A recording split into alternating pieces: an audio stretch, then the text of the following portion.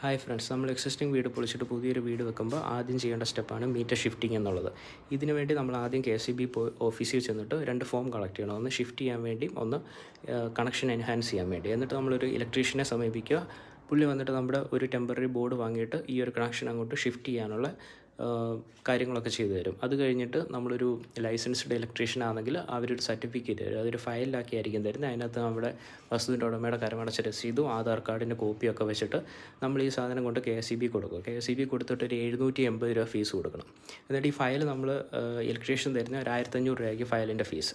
അപ്പോൾ അത് കഴിഞ്ഞിട്ട് ആദ്യം ഒരു ഓവർസിയർ AO വന്നിട്ട് ഇത് സൈറ്റ് ഒന്ന് ഇൻസ്പെക്ട് ചെയ്യും. അത് കഴിഞ്ഞ് 2-3 ദിവസം കഴിഞ്ഞിട്ട് ലൈമാന്മാർ വന്നിട്ട് കണക്ഷൻ നമുക്ക് മാറ്റി തരും. ആകെ ഇതിന് വരുന്ന ചിലവെന്ന് പറഞ്ഞാൽ നമ്മൾ 3000 രൂപ ഞങ്ങൾക്ക് ബോർഡിനായത്, 1500 രൂപ കംപ്ലീഷൻ സർട്ടിഫിക്കറ്റിനായി, അത് കഴിഞ്ഞിട്ടൊരു 780 രൂപ ഫീസുമായി. പിന്നെ അങ്ങനെ ചെറിയ ചിലവെല്ലാം കൂടെ കൂട്ടിയിട്ടൊരു 5500 രൂപ ഞങ്ങൾക്കിതിന് ടോട്ടൽ ചിലവായത്.